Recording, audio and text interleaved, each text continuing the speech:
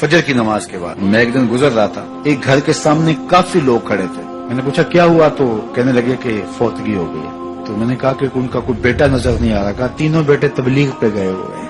میں نے کہا اچھا ماں کی پھر اچانک طبیعت خراب ہوئی ہوگی، کوئی ہارٹ کا مسئلہ بن گیا. کہا نہیں ماں فالج میں مبتلا تھی. میں نے کہا پھر تو بہت زیادتی ہے کہ ماں فالج میں مبتلا اور تینوں بیٹے تبلیغ پہ گئے.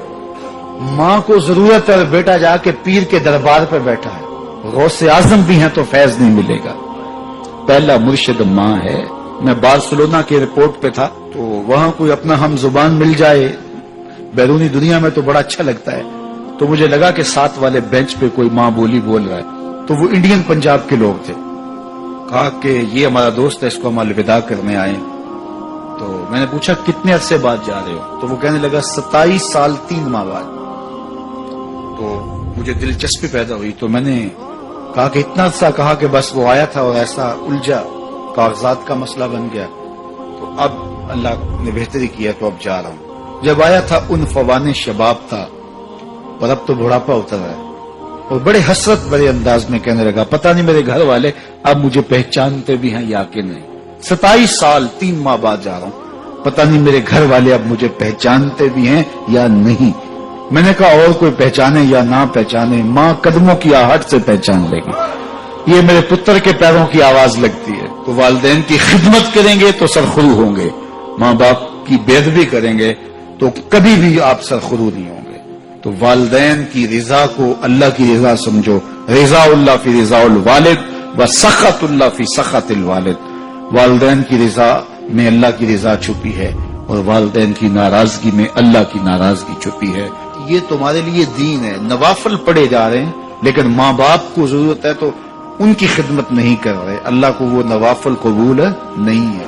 ماں کے قدم دباؤ، باپ کے پاؤں چومو تو تمہارے نوافلوں سے بہتر تمہیں جب وہ دعا دیں گے اللہ اپنی رحمتیں تمہارے اوپر نازل کرتے ہیں. تو ان کی خدمت کرو. ایک شخص جہاد کا اذن لینے کے لیے حضور کی خدمت میں آیا، حضور میں جہاد پہ جانا چاہتا ہوں. کتنی بڑی بات ہے، 6واں رکن ہے اسلام کا. لیکن آقا کریم کیا بولتے ہیں؟ احی والدہ کا، کیا تیرے والدین زندہ ہیں؟ کالا نام، کہا جی حضور زندہ ہیں. کالا ففیہ ما فجاہد، کہا جا ان کی خدمت کر، یہی تیرا جہاد ہے.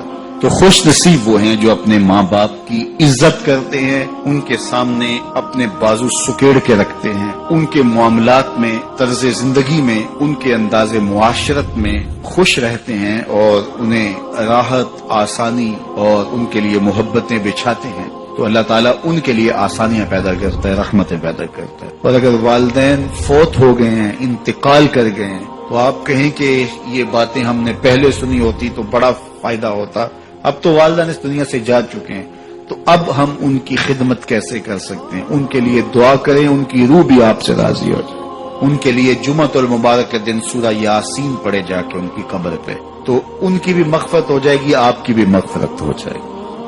یہ والدین کے ساتھ اس نے سلوک کا نتیجہ ہے. والدین کی رضا جوئی ہمیشہ ملحوظ رکھو. جو خوش نصیب اپنے والدین کو راضی رکھے ہوئے ہیں انہیں مبارک دیتا ہوں.